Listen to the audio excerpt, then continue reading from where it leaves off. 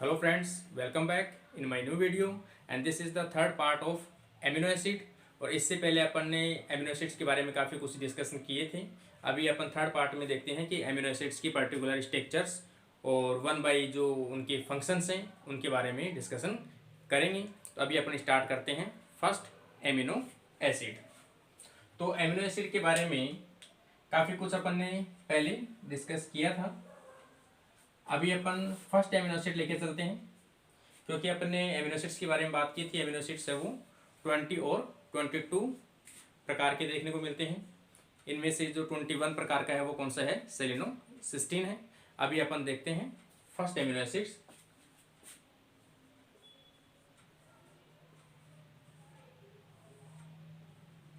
Glycine.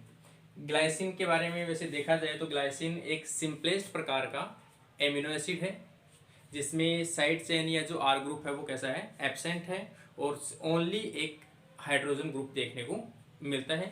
जैसे अपन इसकी structure बनाएं,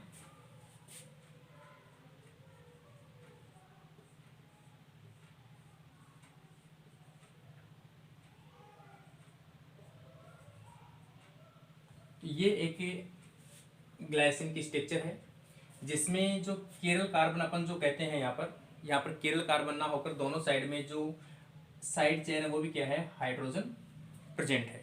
तो अपन इसके लिए ग्लाइसिन के लिए एक टर्म जो पहले भी अपन डिस्कस करे थे कि ऑल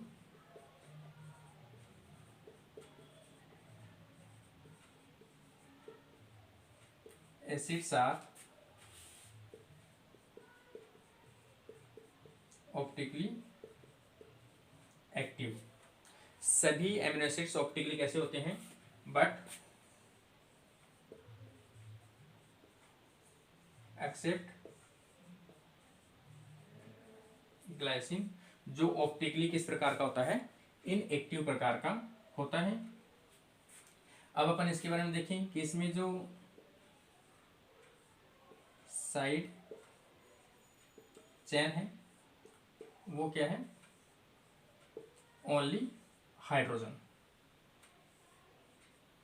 इसके अलावा हाइड्रोजन का जो मोलिकुलर वेट की बात करें वो कितना है, 7 किलो डाल्टन है। और किसी भी एमिनो एसिड्स की मोलिकुलर वेट की बात करते हैं तो एवरेज जो है, average molecular weight of amino acid 110 kilo Dalton.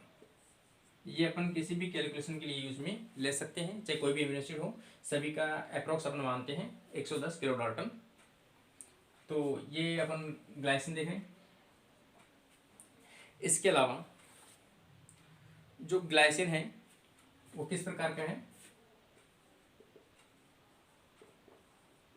Simplest प्रकार का एमिनो एसिड से। इस एमिनो एसिड से सभी प्रकार के एमिनो एसिड है उनका सिंथेसिस किया जा सकता है, क्योंकि ये एक बेसिक स्ट्रक्चर है। नेक्स्ट अपन देखें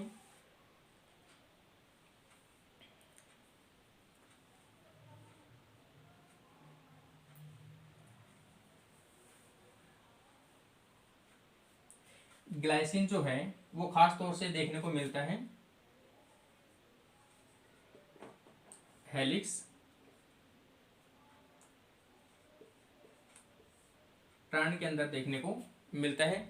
इसलिए अपन इसे क्या कहते हैं,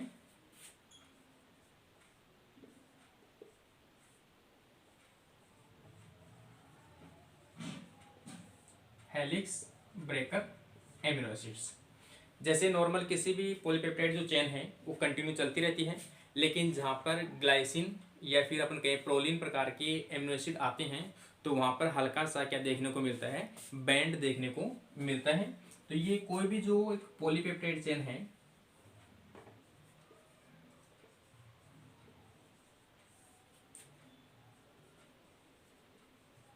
उनमें क्या करते हैं, ये स्लाइड बैंड क्रिएट करते हैं, या फिर अपन कहते हैं वहाँ पर एक ट्रांड फॉर्मेशन या ट्रांड को क्रिएट करते हैं। इसलिए इसे अपन क्या करते हैं, हेलिक्स ट्रांड में प्रेजेंट होता है, और इसे किस रूप में देखते हैं अपन, हेलिक्स ब्रेकर के रूप में से देखा जाता है। तो हेलिक्स ब्रेकर के रूप में मैंने आपको बताया अभी आपको, एक तो कौन से हैं, ग्लाइसिन, और एक है प्रोलिन। दोनों की जो विशेषता है या जो कंडीशन है कि किस प्रकार से हेलिक्स ब्रेकर के रूप में काम करते हैं, तो दोनों के अंदर ही जो साइड चेन है वो एब्सेंट होने के कारण से ये किसी के साथ में हाइड्रोजन बॉन्ड नहीं बना पाते, जिसके कारण से ये स्टेबिलिटी है वो नहीं रखते। और इस प्रकार की जो भी एमिनो एसिड्स हैं वो क्या करते हैं, वहाँ पर एक टर्न का फॉर्मेशन करते हैं। तो जो भी सेकेंडरी स्ट्रक्चर है उनमें जो टर्न पाया जाता है उनके अंदर कौन से एमिनो एसिड देखने को मिलते हैं, ग्लाइसिन और प्रोलिन प्रकार के एमिनो एसिड देखने को मिलते हैं।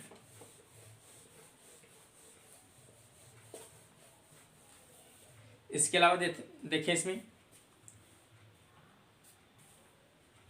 कि जब ग्लाइसिन के साथ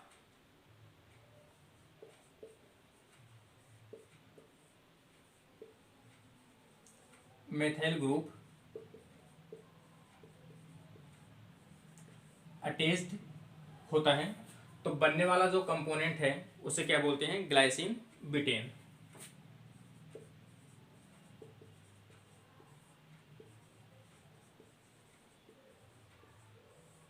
ग्लाइसिन बिटेन किससे बनता है कि जब ग्लाइसिन के ऊपर मेथाइल ग्रुप आकर अटैच होता है तो उससे बनने वाला कंपोनेंट क्या है, ग्लाइसिन बिटेन है। और ग्लाइसिन बिटेन भी जो है वो किस कंडीशन में बनता है, तो ये देखने को मिलता है किसी भी प्रकार की stress condition,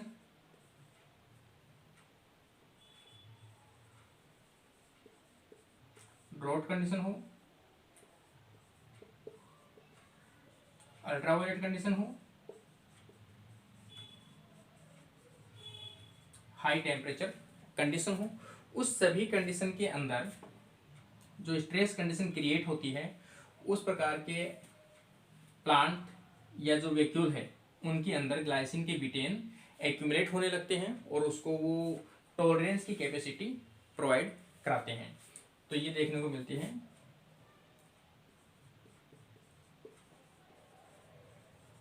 accumulation vacuole, vacuole के अंदर देखने को मिलती है। इसकी स्ट्रक्चर की बात करें अपन तो यहाँ पर नॉर्मल सी है, जैसे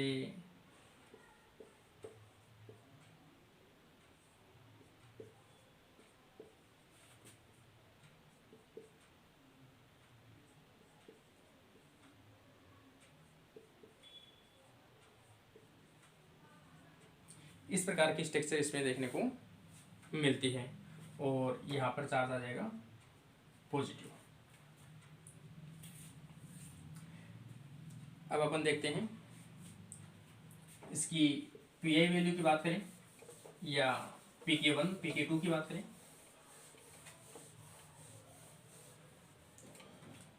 जो ये ग्लाइसिन बिटेन है वो एक्ट एज ए देखा जाए तो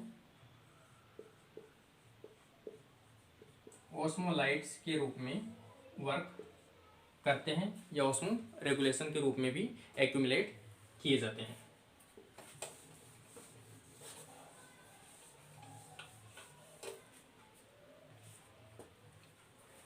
इसके अलावा देखें अपन इसे प्रीकर्सर,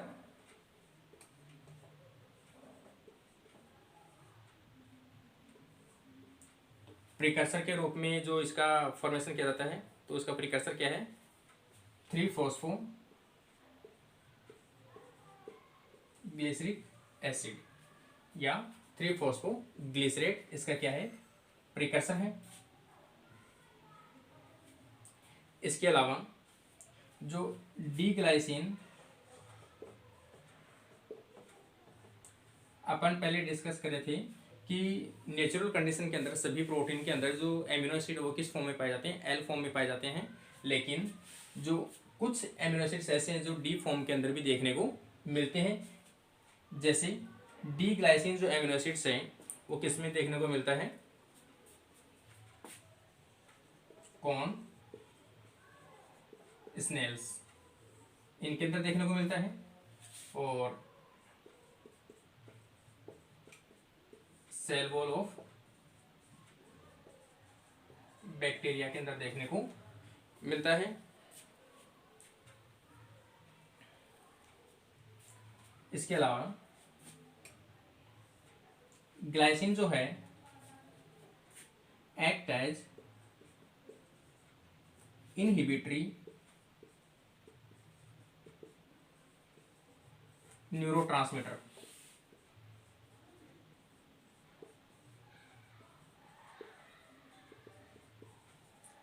ग्लाइसिन है वो इनहिबिटरी प्रकार का न्यूरो ट्रांसमीटर के रूप में भी वर्क करता है।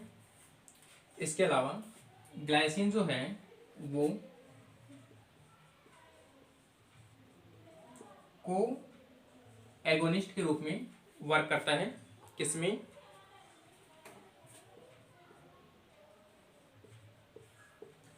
NMDA receptor. इस रिसेप्टर के साथ में जो लिगेंड मॉलिक्यूल बाउंड होता है या बाइंड होता है उसके साथ में को एगोनिस्ट के रूप में वर्क करता है। तो ये जो रिसेप्टर है वो किसमें पाया जाता है, सेंट्रल नर्वस सिस्टम इन मेमेलियंस।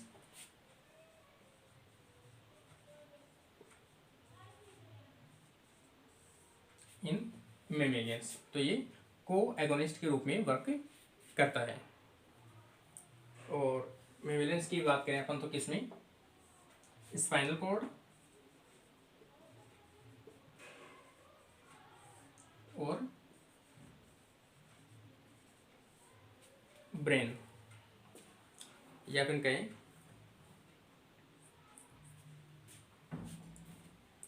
अब इसके बारे में अपन और एक्स्ट्रा देखें।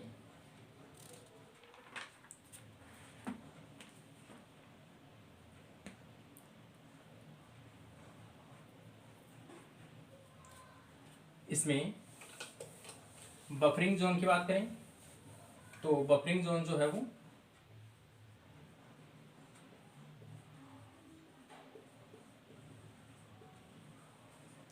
टू बफरिंग जोन प्रेजेंट होता है। जो फिजियोलॉजिकल जो पीएच है उसके ऊपर अपने जियोट्रिक आयन के अंदर फॉर्म प्रेजेंट हो सकता है। तो जो बफरिंग जोन है वो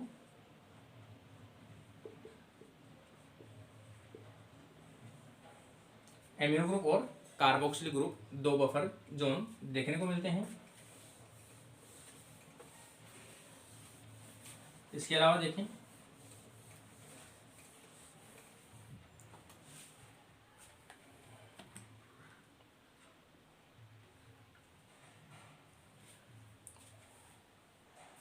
तो ये ग्लाइसिन के बारे में जो भी मेन छोटी छोटी बातें थी। इसके अलावा सेकंड जो एमिनो एसिड आ जाएगा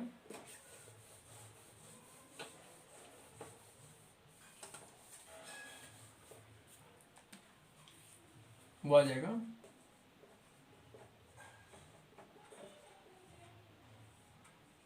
एलानिन एमिनो एसिड।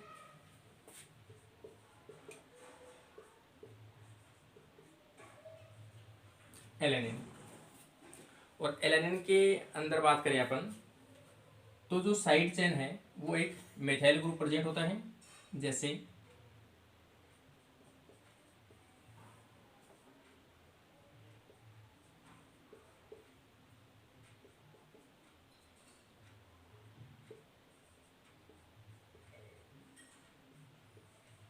ये इसकी साइड चेन है और इसमें किरल सेंटर प्रेजेंट होता है क्योंकि चारों जो है वो डिफरेंट ग्रुप से कवर है। तो ये है alanine.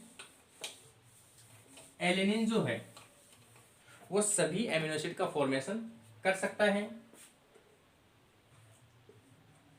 Form all amino acid लेकिन किसका फॉर्मेशन नहीं कर सकता है, तो अपन कहें एक्सेप्ट ग्लाइसिन। ग्लाइसिन का फॉर्मेशन नहीं कर सकता है क्योंकि ग्लाइसिन के अंदर यहाँ पर क्या प्रेजेंट होता है, हाइड्रोजन ग्रुप प्रेजेंट होता है।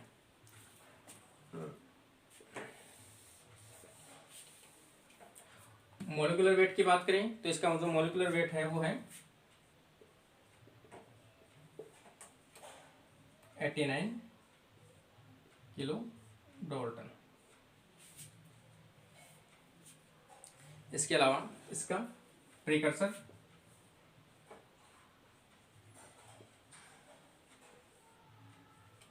तो जो इसका प्रीकर्सर है वो क्या है,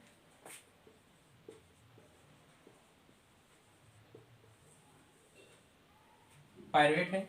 सभी एमिनो एसिड के प्रीकर्सर थोड़ा ध्यान में रखें क्योंकि काफ़ी एग्जाम्स के अंदर जो है वो प्रीकर्सर को पूछा गया है या हमेशा पूछते भी हैं। इसके जो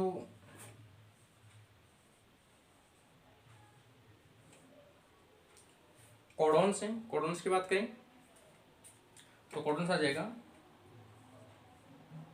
GCU,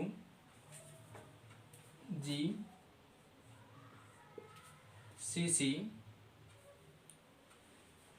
GCA और GCG।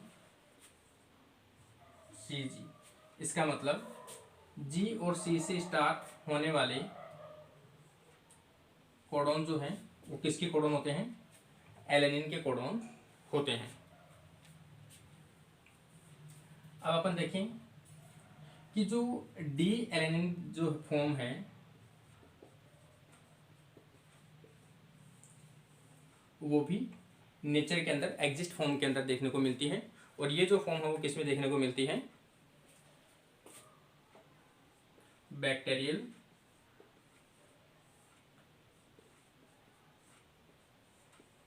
Cell wall and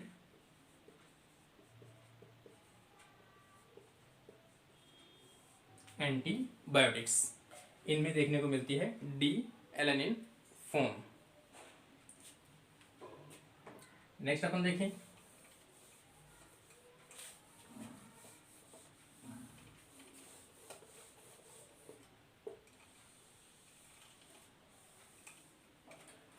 third type का एमिनो एसिड आ जाएगा वेलिन,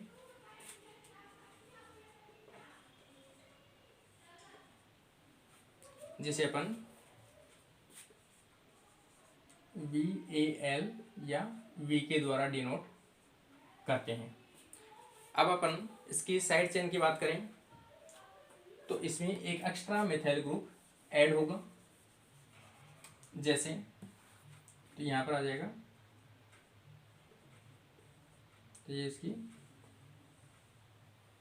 साइड चेन है। इसके अलावा अपन इसकी बात करें, वेलिन एक सिंपल प्रकार का एमिनो एसिड है और सोल्युबिलिटी इन वाटर, वाटर के अंदर ये सोल्युबिलिटी शो करता है। ये मोर हाइड्रोफोबिक है, मोर हाइड्रोफोबिक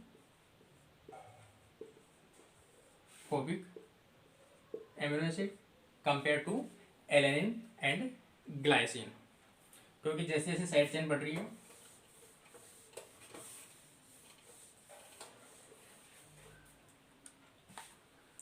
अब अपन इसका प्रिकर्सर देखें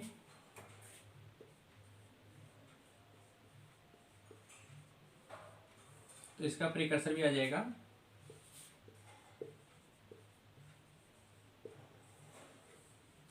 पायरुवेट, और इससे पहले जो एलेनिन था उसका भी जो प्रिकर्सर था वो क्या था, पायरुवेट था। नेक्स्ट अपन देखें, ये सिंपल प्रकार के एमिनो एसिड, इसमें कोई ज़्यादा खास विशेष ऐसे पॉइंट्स नहीं हैं या बहुत कम पॉइंट्स देखने को मिलते हैं। अब अपन देखें फोर्थ अमीनो एसिड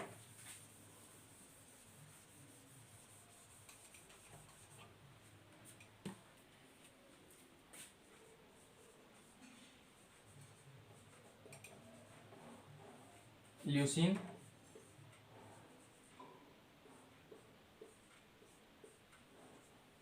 तो नेक्स्ट आ जाएगा ल्यूसीन एमिनो एसिड। और ल्यूसीन के अंदर अपन देखें तो जो साइड चेन है वो और बढ़ जाएगी।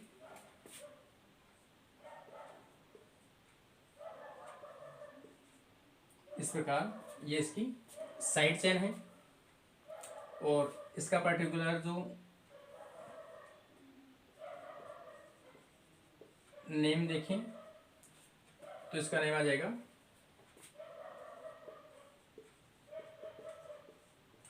2-एमिनो 4-मेथाइल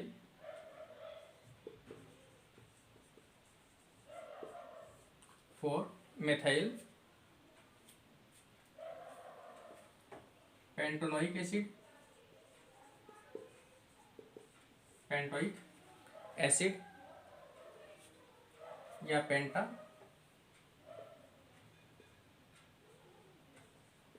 नोइक एसिड, ये इसका केमिकल नेम है।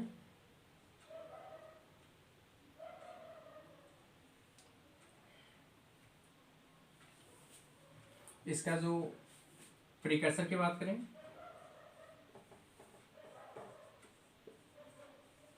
तो इसका जो प्रिकर्सर है वो भी क्या है,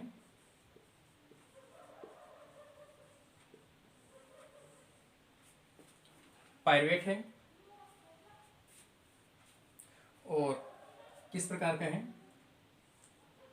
more hydrophobic amino acid.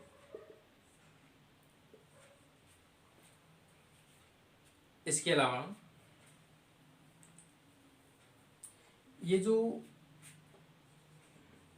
Major amino acid present in, ये एमिनो एसिड्स है वो खासतौर से कौन से प्रोटीन्स के अंदर देखने को मिलते हैं, तो ये जो देखने को मिलते हैं फेरिटीन,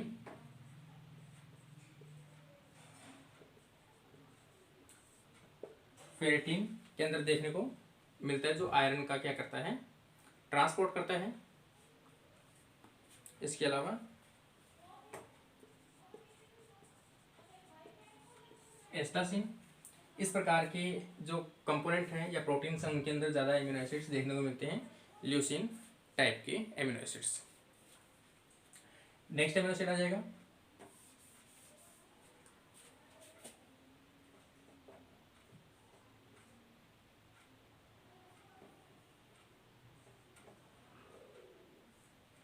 आइसोल्यूसिन।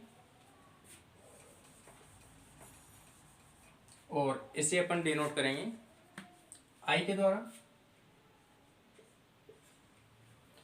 अब इसमें आइसोल्यूशन के बारे में देखें तो सबसे पहले तो आइसोल्यूशन की जो स्ट्रक्चर होती है उसके अंदर 2 किरल सेंटर प्रेजेंट होते हैं, क्योंकि जितने भी एमिनो एसिड्स हैं उन सब के अंदर किरल सेंटर कितने होते हैं, सिंगल किरल कार्बन प्रेजेंट होता है, लेकिन इसके अंदर किरल कार्बन कितने हैं, 2 किरल कार्बन है। जैसे अपन बनाए इसकी स्ट्रक्चर,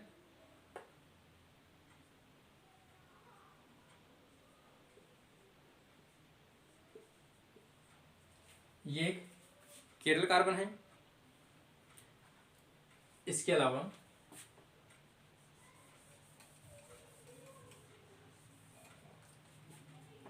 यहाँ पे आ जाएगा CH3, क्योंकि इस पे 2 CH3 थे, एक CH3 कहाँ आ गया, यहाँ पे आ गया, और ये क्या बन गया, किरल कार्बन।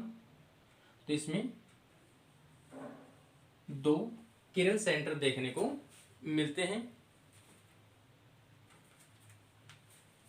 इसके अलावा अगर जो किरल सेंटर रखने वाला जो एमिनो एसिड्स है वो कौन सा है, थ्रियोनिन। 2 एमिनो एसिड्स ऐसे हैं जिनके अंदर डबल किरल कार्बन देखने को मिलता है, एक तो आइसोल्यूसिन और एक है थ्रियोनिन। तो इसकी अपन बात करें it have two chiral carbon।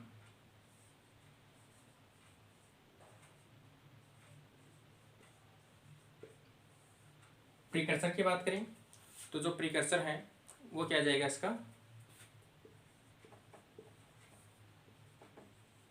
Pyruvate. Pyruvate से इसका सिंथेसिस होता है और ये सेम उसी की आइसोमेरिक फॉर्म है किसकी, ल्यूसीन की, इसीलिए इसे अपन बोलते हैं आइसोल्यूसीन। 6 नंबर का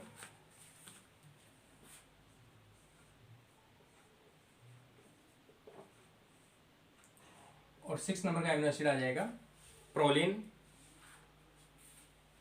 जिसे अपन PRO या P के द्वारा डिनोट करते हैं। प्रोलिन का मैंने आपको पहले भी बताया था कि प्रोलिन के अंदर एक विशेष कंडीशन है कि सभी एमिनो एसिड के अंदर अल्फा एमिनो ग्रुप देखने को मिलता है, बट एक्सेप्शन जो है वो क्या है, प्रोलिन है और प्रोलिन के अंदर अल्फा इम्यूनो ग्रुप देखने को मिलता है। और मैंने आपको बताया था कि जब एमिनो ग्रुप दोनों साइडों से जो बॉन्डिंग बनाता है तो उस प्रकार के अपन एमिनो ग्रुप को क्या कहते हैं, अल्फा इम्यूनो ग्रुप कहते हैं। जैसे अपन इसकी स्ट्रक्चर बनाई,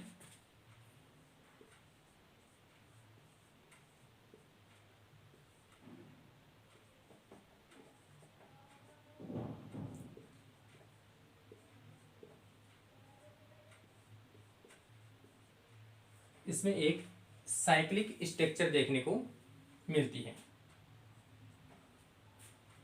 ये जो स्ट्रक्चर है वो किसकी है, प्रोलिन की स्ट्रक्चर है।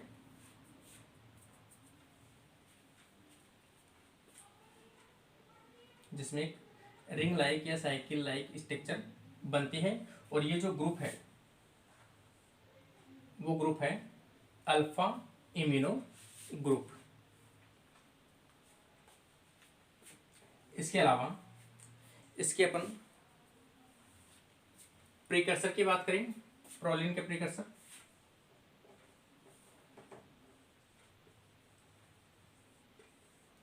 तो इसका जो प्रीकर्सर है, प्रीकर्सर आ जाएगा अल्फा कीटो ग्लूट्रेट। अल्फा कीटो ग्लूट्रेट, और अल्फा कीटो ग्लूट्रेट है वो किस में देखने को मिलता है,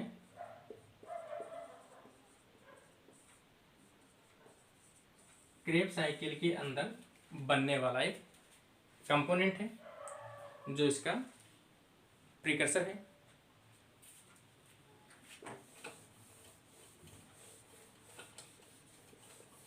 इसके अलावा मैंने जब ग्लाइसिन बताया अभी थोड़ी देर पहले, तो ग्लाइसिन के साथ ही बताया था कि जो प्रोलिन है वो किसके रूप में देखने को मिलता है, हेलिक्स ब्रेकर के रूप में देखने को मिलता है। क्योंकि जो हेलिक्स ब्रेकर है उसका मतलब है कोई भी जो पॉलीपेप्टाइड सीधी स्ट्रेट चेन है उसमें कहीं पर भी यदि प्रोलिन और ग्लाइसिन देखने को मिलता है तो वहाँ पर जो है हल्की सी बेंडिंग देखने को मिलती है, या पर वहाँ पर क्या बनता है, एक टर्न बनता है, टर्न या बेंडिंग बनती है। तो इस प्रकार के जो एमिनो एसिड है वो कहाँ पे देखने को मिलता है कि जो भी सेकेंडरी स्ट्रक्चर्स हैं जिनके अंदर बेंडिंग या टर्न देखने को मिलती है वहाँ पर प्रोलिन और ग्लाइसिन प्रकार के एमिनो एसिड देखने को मिलते हैं। इसके अलावा जो ग्लाइसिन और जो प्रोलिन है वो दोनों जो स्ट्रेस कंडीशन है प्लांट की, कोई भी ऑस्मोलाइटिक स्ट्रेस कंडीशन है, ड्रोट स्ट्रेस कंडीशन है, वाटर स्ट्रेस कंडीशन है या अल्ट्रावायलेट स्ट्रेस कंडीशन है, उन सभी के अंदर भी जो एक्यूमुलेशन होता है वैक्यूल के अंदर उसमें भी प्रोलिन मेजर रोल प्ले करता है। तो ये जो है वो ऑस्मोलाइटिक एमिनो एसिड के रूप में जाना जाता है, जो ऑस्मो रेगुलेशन करता है और एक्यूमुलेट होता है accumulate in stress condition in plants. और प्लांट के कहाँ पे एक्यूमुलेट होते हैं? ये वैक्यूल के अंदर एक्यूमुलेट होते हैं। प्रिकर्सर आ गया अल्फा कीटोग्लूटारेट।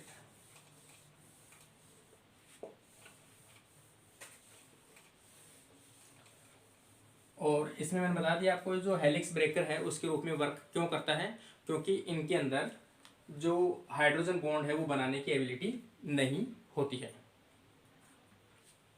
इसके अलावा देखें अपन प्रोलिन के बारे में कि प्रोलिन जो है वो जैसे एक कंडीशन कहें कि all peptide bond present in transform, सभी पॉलीपेप्टाइड चेन जो है वो किस में देखने को मिलता है? ट्रांसफॉर्म में, या पॉलीपेप्टाइड जो बॉन्ड है वो ट्रांसफॉर्म में प्रेजेंट होता है। लेकिन जो प्रोलिन है ये दोनों प्रकार के बॉन्ड देखने को ये बना सकता है। अपन कहें सिस फॉर्म में भी रह सकता है और ट्रांसफॉर्म। एक ऐसा एक्सेप्शन एमिनो एसिड है जो दोनों प्रकार के पेप्टाइड बॉन्ड में एग्जिस्ट कर सकता है, सिस और ट्रांसफॉर्म के अंदर। इसके लिए एक एंजाइम रेस्पॉन्सिबल है जिसे अपन कहते हैं पेप्टिडाइल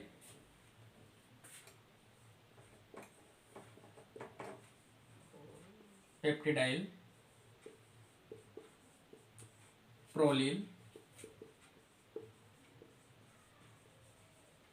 आइसोमरेज।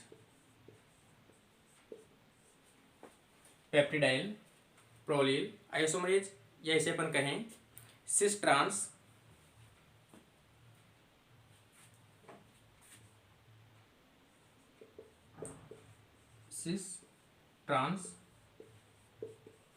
प्रोलिल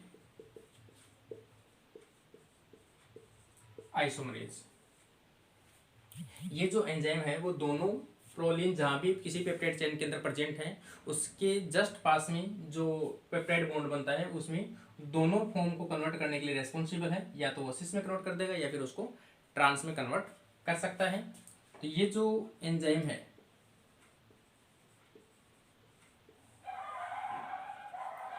ये प्रेजेंट होता है एंडोप्लाज्मिक रेटिकुलम के अंदर, प्रेजेंट इन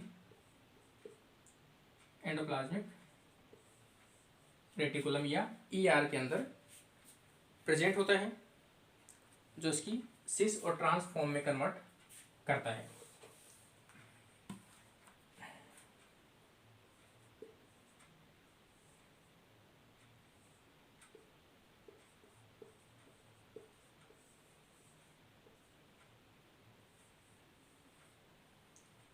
इस एंजाइम के प्रेजेंस में दोनों पेप्टाइड बॉन्ड देखने को मिलते हैं।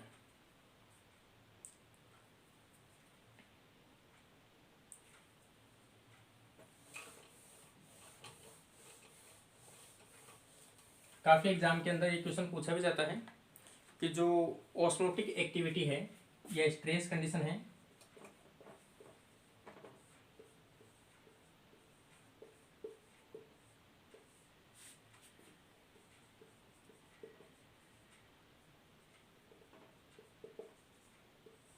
को जो मेंटेन करता है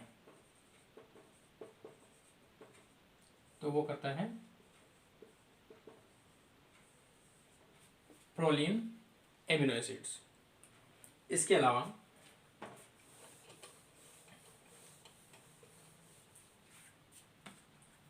प्रोलिन जो एमिनो एसिड है वो देखने को मिलता है present in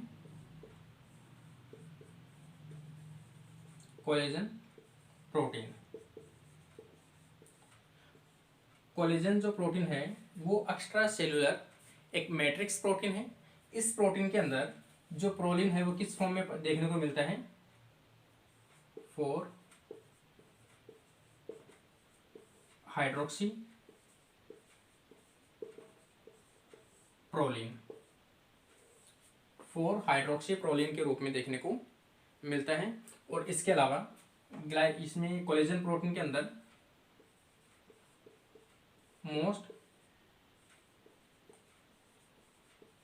abundant amino acid की बात करें तो कौन सा पाया जाएगा, ग्लाइसिन एमिनो एसिड अधिक मात्रा के अंदर देखने को मिलता है।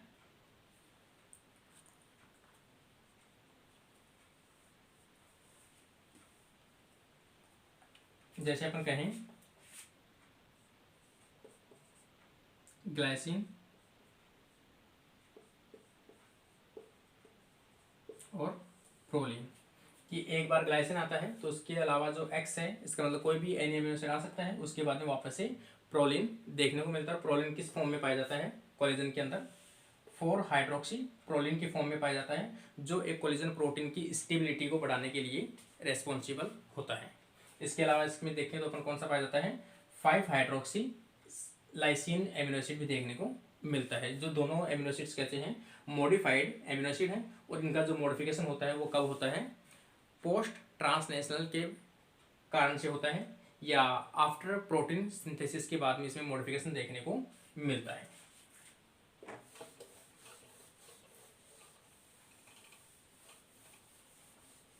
नेक्स्ट एमिनो एसिड्स की बात करें अपन,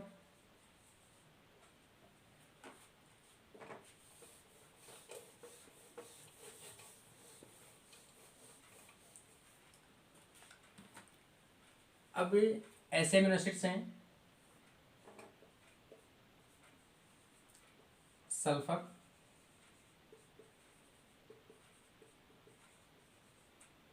कंटेनिंग एमिनो एसिड, कि सल्फर रखने वाले जो एमिनो एसिड्स है वो कौन से हैं, तो 2 एमिनो एसिड ऐसे हैं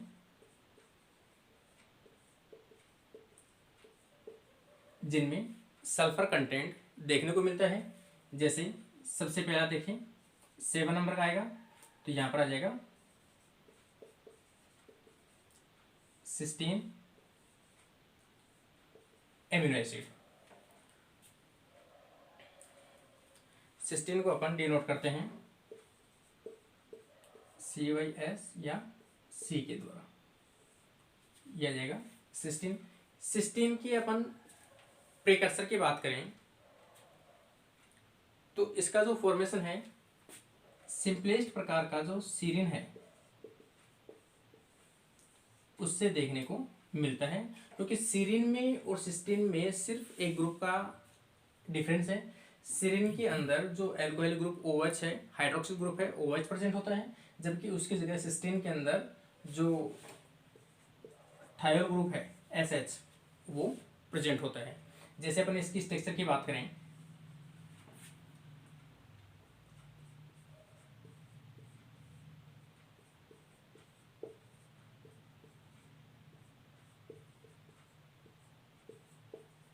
अगर ये स्ट्रक्चर है तो ये स्ट्रक्चर किसकी है, सीरिन की है। अगर ये स्ट्रक्चर जो OH है रिप्लेस बाय थायोल ग्रुप, इसे बोलते हैं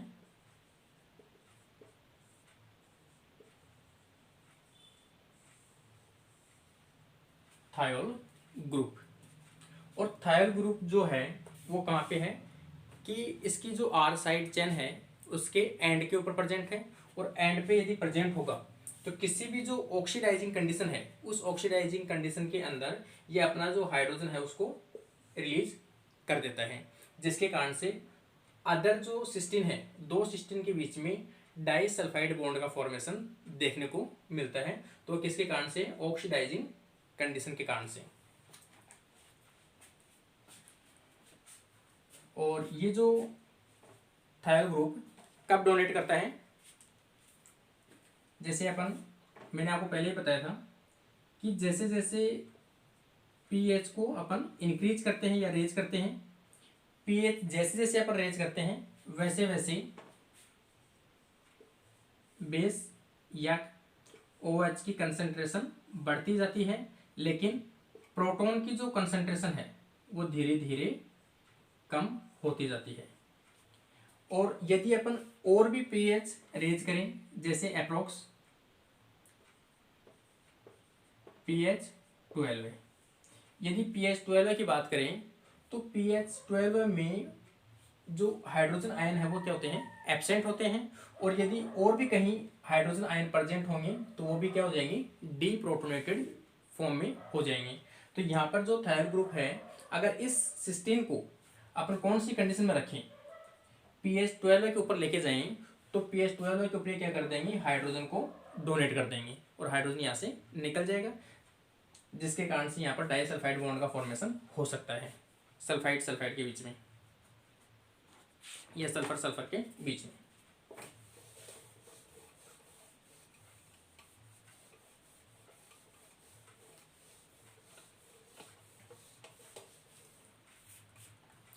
तो इनकी जो साइड चेन है, तो इसमें थायोल ग्रुप प्रेजेंट होता है।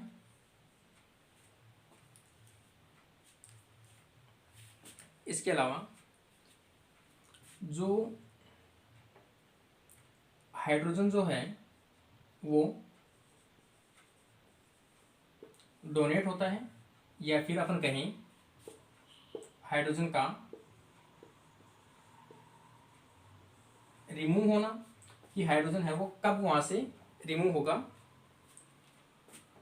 जब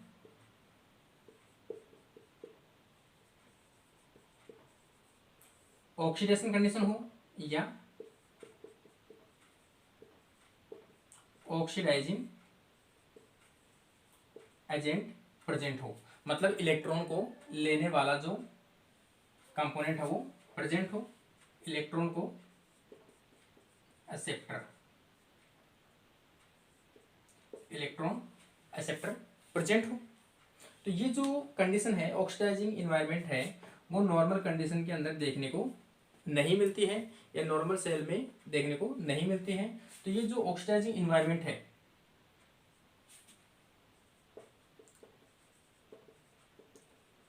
ऑक्सीडाइजिंग इन्वायरमेंट कहाँ पे देखने को मिलता है, रफ एंडोप्लाज्मिक रेटिकुलम के अंदर देखने को मिलता है। और वहां पर ही हाइड्रोजन रिमूव होता है, और हाइड्रोजन रिमूव होगा तो दो जो सिस्टीन है उनके बीच में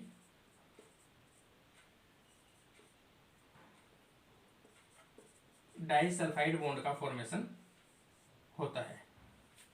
तो डाइसल्फाइड बॉन्ड का फॉर्मेशन कहाँ पे होता है, एंडोप्लाज्मिक रेटिकुलम के अंदर होता है। और क्यों होता है उसका कारण मैंने बता दिया, क्योंकि एंडोप्लाज्मिक रेटिकुलम के अंदर जो ऑक्सीडाइजिंग एजेंट है वो प्रेजेंट होते हैं, या ऑक्सीडाइजिंग जो इन्वायरमेंट है वो प्रेजेंट होता है, जिसके कारण से ये इजीली अपना जो हाइड्रोजन है उसको डोनेट कर देता है। और दो जो सल्फेट ग्रुप है या फिर अपन कहें सल्फर ग्रुप है वो आपस में डाइसल्फाइड बॉन्ड बना लेते हैं।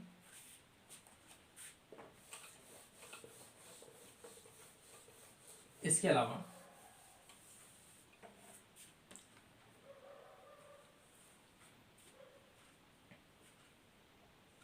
जो डाइसल्फाइड बॉन्ड है,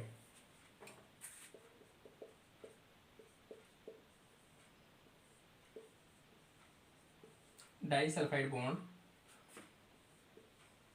फॉर्म इन या एंडोप्लाज्मिक रेटिकुलम के अंदर फॉर्मेशन किया जाता है। और ये जो एंजाइम है वो किस एंजाइम के प्रेजेंस में होता है, तो यहाँ पर disulphide isomerase, protein disulphide isomerase, इस एंजाइम की प्रेजेंस में ये एक्टिविटी देखने को मिलती है। क्योंकि यहाँ पर ये जो एंजाइम है वो हाइड्रोजन को रिमूव करने के बाद जो सल्फर है उनके बीच में कोवलेंट बॉन्ड बनाने का फॉर्मेशन बनाने का कार्य करता है। तो यहाँ पर डाइसल्फाइड बॉन्ड बनाने के लिए रेस्पॉन्सिबल जो एंजाइम है वो कौन सा है, प्रोटीन डाइसल्फाइड आइसोमरेज।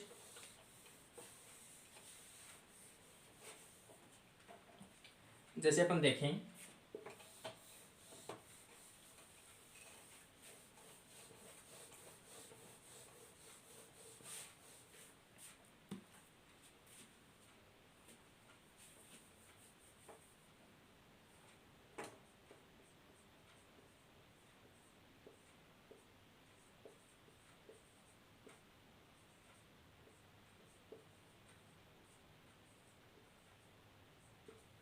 यहाँ पर एक सिस्टीन एमिनो एसिड है और यहाँ पर दूसरा सिस्टीन एमिनो एसिड है।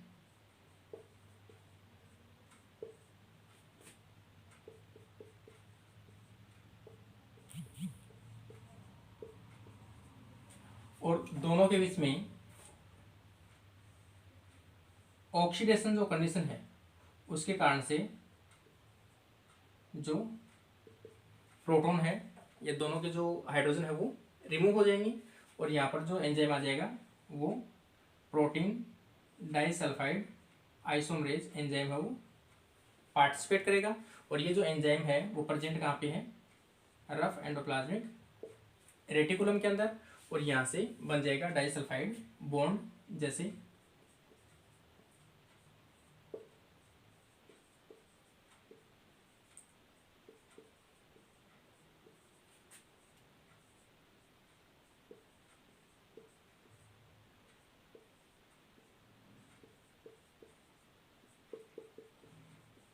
इस प्रकार से दो सिस्टीन के बीच में डाइसल्फाइड बॉन्ड देखने को मिलता है।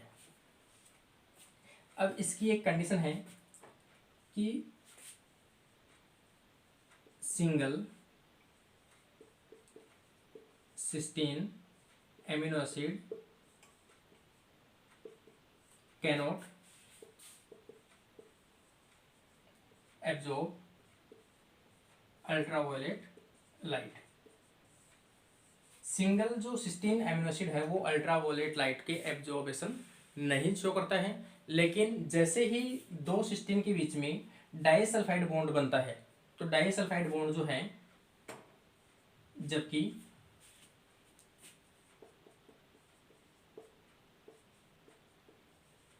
Disulphide bond absorb ultraviolet light. ठीक है, सिंगल सिस्टीन जब भी होगा तो जरूरी नहीं है कि वो अल्ट्रावायलेट को एब्जॉर्ब करे या अल्ट्रावायलेट को एब्जॉर्ब नहीं करता है, लेकिन जैसे ही डाइसल्फाइड बॉन्ड बनता है तो अल्ट्रावायलेट लाइट को एब्जॉर्ब करने लगता है। और ये जो डाइसल्फाइड बॉन्ड जो अल्ट्रावायलेट को एब्जॉर्ब करता है वो करता है अप्रोक्स 255 या 260 नैनोमीटर। इस लाइट को ये क्या करते हैं, एब्जॉर्ब करते हैं डाइसल्फाइड बॉन्ड। डाइसल्फाइड बॉन्ड भी क्या है, एक कोवलेंट बॉन्ड है, और सबसे कोवलेंट बॉन्ड जितने भी प्रोटीन के अंदर पाए जाते हैं उनमें सबसे स्ट्रॉन्ग जो कोवलेंट बॉन्ड है या कोवलेंट बॉन्ड जो है वो प्रोटीन के अंदर वैसे ही मोस्टली देखने को मिलता है, डाइसल्फाइड बॉन्ड देखने को मिलता है। कोवलेंट बॉन्ड के बारे में अगर और अपन देखें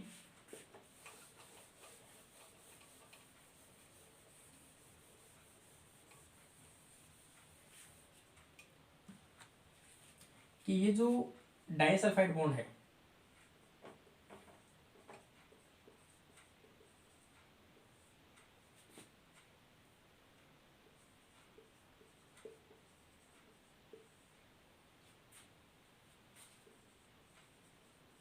कोवलेंट बॉन्ड, ये नॉर्मल जो इंटीरियर प्रोटीन है या अपन कहें एक्स्ट्रा सेलुलर या अपन कहें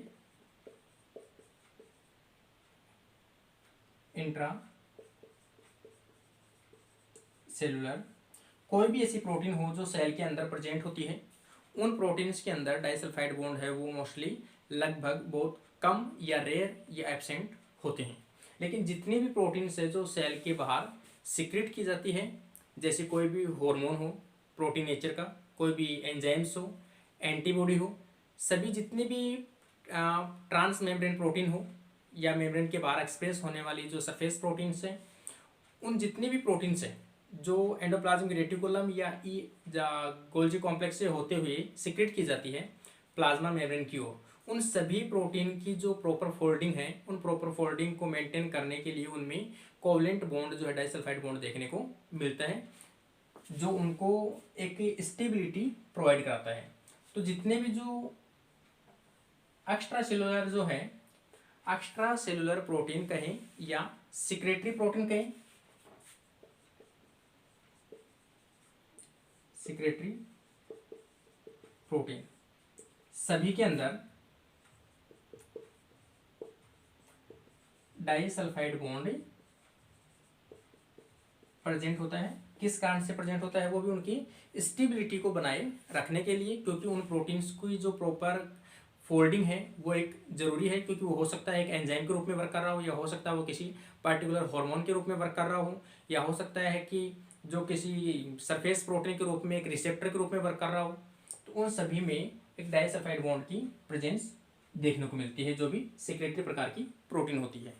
जबकि जो साइटोप्लाज्म में जितनी प्रोटीन है उनके अंदर जरूरी नहीं है कि डाइसल्फाइड बॉन्ड प्रेजेंट हो।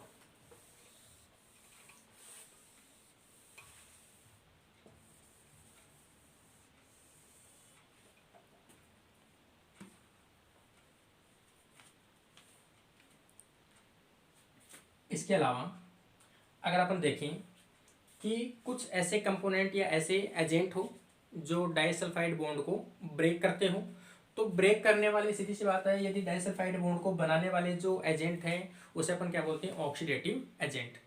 और यदि इसको ब्रेक करना हो तो ब्रेक करने वाले जो एजेंट है वो क्या कहलाएंगे? जैसे ब्रेक या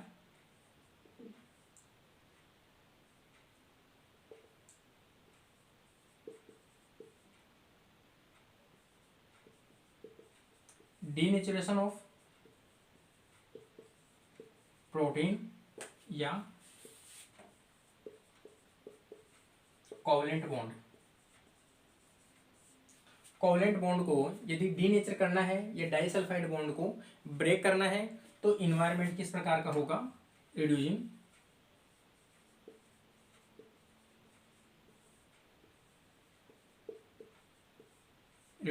इन्वायरमेंट या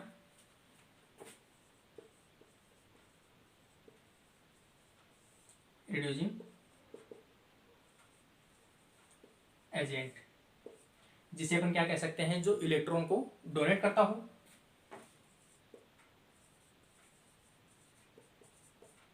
इलेक्ट्रॉन को डोनेट कर सके वो सभी कैसे कहलाते हैं? रिड्यूसिंग एजेंट कहलाते हैं।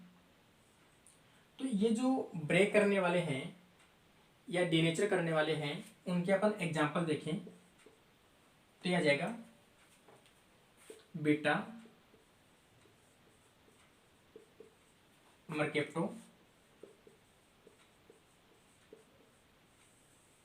इथेनॉल। इसके अलावा एग्जाम्पल आ जाएगा डाइथायोथ्रियोल।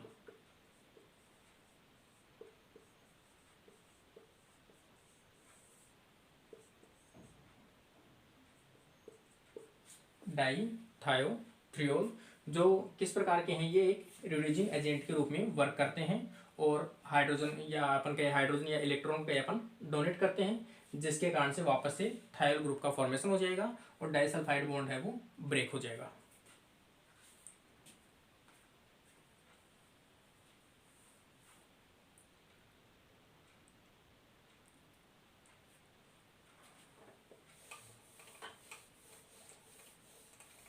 इसके अलावा प्रीकर्सर देखें। सिस्टीन का जो प्रीकर्सर है उसे अपन क्या बोलते हैं? 3-फॉस्फोग्लिसरिक एसिड। 3-फॉस्फोग्लिसरिक एसिड जो है ग्लाइकोलाइसिस पाथवे के अंदर 3 कार्बन का एक मॉलिक्यूल है जो इसका क्या है? एक प्रीकर्सर है। और इसको मैंने पहले ही बताया था आपको कि जो 3-फॉस्फोग्लिसरिक एसिड है सबसे पहले वो किसका फॉर्मेशन करता है? सीरीन का। और सीरीन से क्या बनता है? सिस्टीन।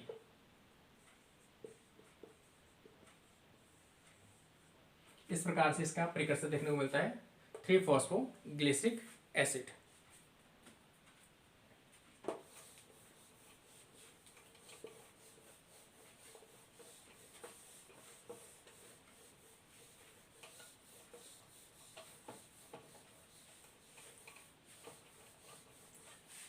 अब अपन ने सल्फर कंटेनिंग एमिनो एसिड्स के बारे में बात की थी। तो सल्फर कंटेनिंग एमिनो एसिड्स के बारे में पहला तो आ गया था सिस्टीन और सेकंड आ जाएगा मेथियोनिन।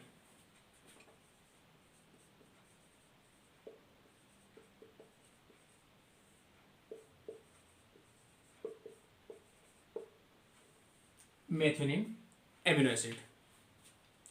मेथियोनिन की अपन बात करें तो सबसे पहले अपन इसकी देखें स्ट्रक्चर, या फिर अपन कहें कि जो स्ट्रक्चर है वो कैसा है, मेथियोनिन कैसा है, सल्फर कंटेनिंग एमिनो एसिड, जिसमें सल्फर कंटेंट प्रेजेंट हो। अब अपन देखें मेथियोनिन की स्ट्रक्चर देखें,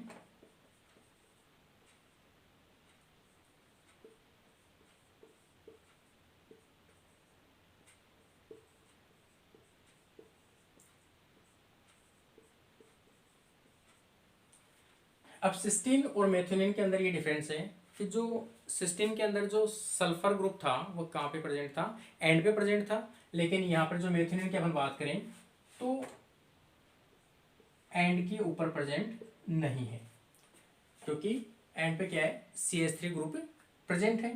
तो जैसे नॉर्मल कितना भी अपन ऑक्सीडाइजिंग कंडीशन करें, कैसे भी कंडीशन करें, तो भी ये अपना जो मेथाइल ग्रुप है वो डोनेट नहीं करेगा।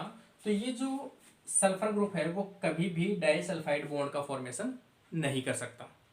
इसका कारण यही है, अगर ये एंड पे होता तो डाइसल्फाइड बॉन्ड का फॉर्मेशन कर सकता था, लेकिन ये साइड चेन के बीच में आ गया, इसलिए कितनी भी ऑक्सीडाइजेशन कंडीशन अपन प्रोवाइड कराएं तो भी ये डाइसल्फाइडिक बॉन्ड शो नहीं करते। इसके अलावा ये प्रोटीन सिंथेसिस में या ट्रांसलेशन में इनिशियल कोडोन के एमिनो एसिड के रूप में प्रेजेंट होता है, या प्रोटीन सिंथेसिस करने के लिए जो फर्स्ट एमिनो एसिड है वो कौन सा होता है, मेथियोनिन एमिनो एसिड प्रेजेंट होता है। लेकिन अपन बात करें प्रोकैरियोट्स की, प्रोकैरियोट्स में फर्स्ट इनिशियल एमिनो एसिड जो है वो है तो मेथियोनिन, लेकिन मेथियोनिन जो है वो किस फॉर्म में पाया जाता है, फॉर्माइल मेथियोनिन में, फॉर्माइल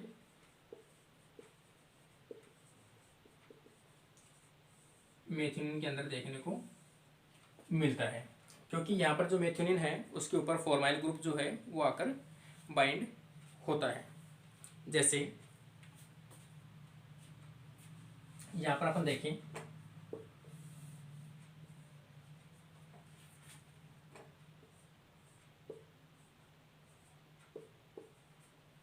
ये जो है एमिनो ग्रुप के ऊपर फॉर्माइल ग्रुप आकर बाइंड होता है, इसे एन फॉर्माइल मेथियोनिन भी कह सकते हैं। एन फॉर्माइल मेथियोनिन ग्रुप जो है वो किस में पाया जाता है, प्रोकैरियोटिक में प्रोटीन सिंथेसिस के इनिशिएशन के रूप में पाया जाता है फॉर्माइल मेथियोनिन। अब अपन देखें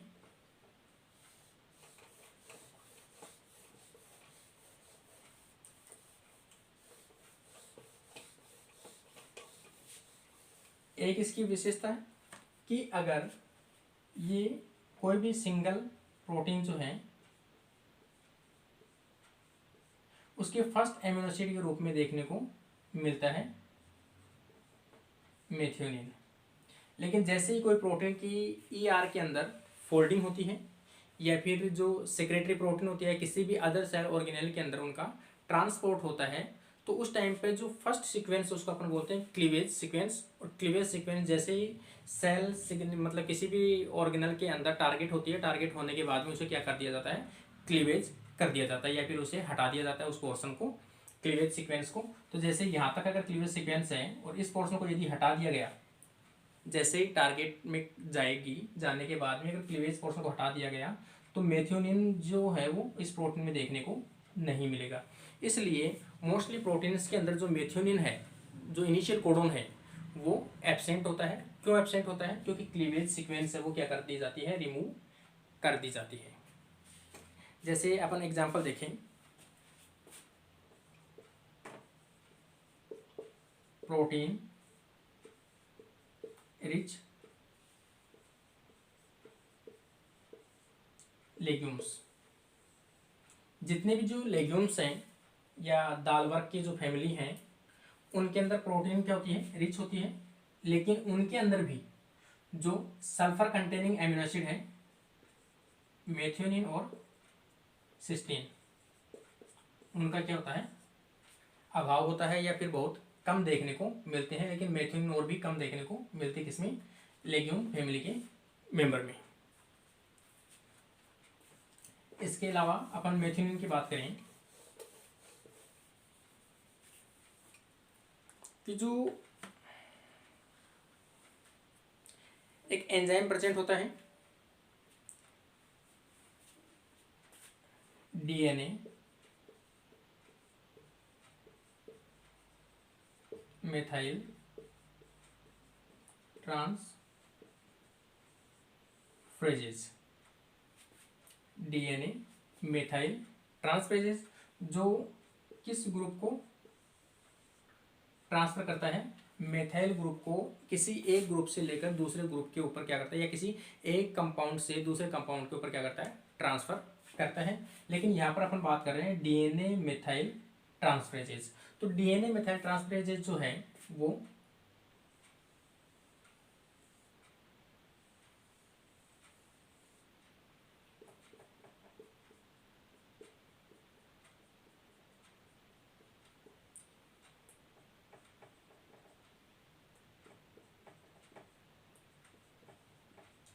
डीएनए के adenine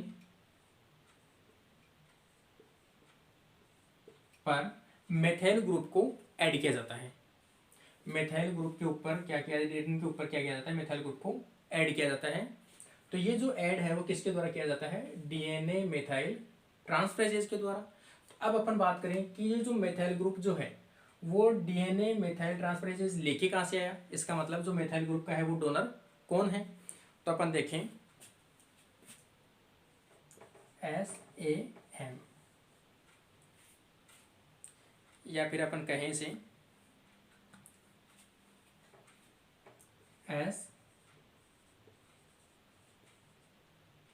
S adenosine, एडिनोसिल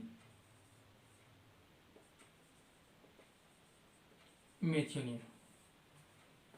S adenosyl methionine जो एक कंपाउंड है जो किससे बना होता है, मेथियोनिन से बना हुआ होता है। और मेथियोनिन जो है वो किससे जुड़ा हुआ है, एडेनिन से जुड़ा हुआ है। और एडेनिन के साथ में क्या प्रेजेंट है, adenine plus ribose sugar, ribose sugar plus adenine, और दोनों कंपोनेंट किससे जुड़े हैं, मेथियोनिन से जुड़े हुए हैं। तो ये जो डोनर है, किसका डोनर है, ये मेथाइल ग्रुप का डोनर।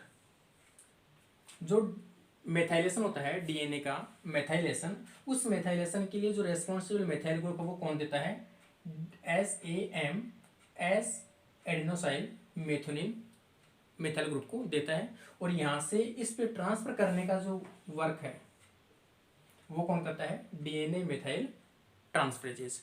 अब अपन जैसे इसकी बात करें,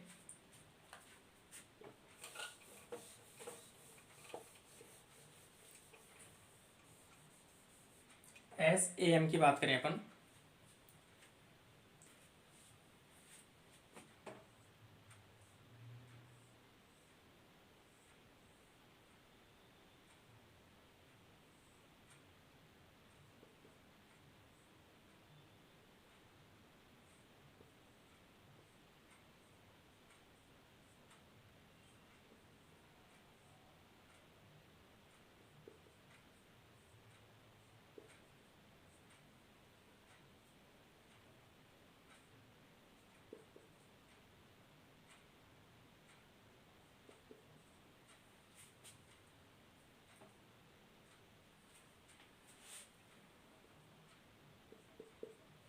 ये जो है वो क्या है, एडेनिन है, और ये क्या है, एक राइबोज शुगर है। और राइबोज शुगर की अपन बात करें CH2, और यहाँ पर प्रेजेंट है सल्फर, यहाँ पे प्रेजेंट है मेथाइल ग्रुप, और यहाँ पे बात करें अपन CH2 कार्बन, और यहाँ पर आ जाएगा एमिनो ग्रुप, और ये आ जाएगा कार्बोक्सिल ग्रुप। तो अब अपन बात करें कि ये जो कंपोनेंट है ये तो क्या है,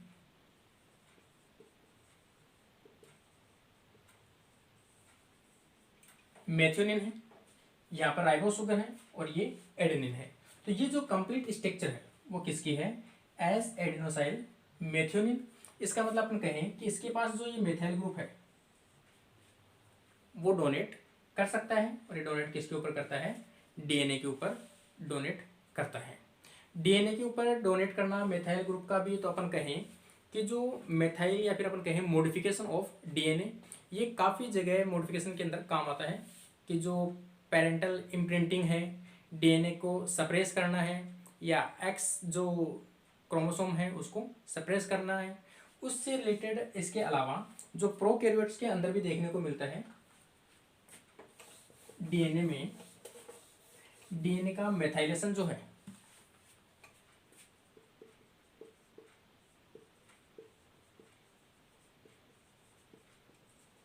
डीएनए मेथाइलेशन प्रोकैरियोट्स में देखने को मिलता है। एग्जाम्पल, जैसे किसी भी बैक्टीरियल सेल के अंदर अगर कोई भी डीएनए मॉलिक्यूल आकर एंटर करता है, तो पहले से इसमें क्या प्रेजेंट होते हैं, restriction endonuclease enzyme. Restriction endonuclease enzyme जो है प्रोकैरियोट्स में अपने डीएनए की या फिर बाहर से आने वाले डीएनए को क्या करता है, क्लीवेज करता है।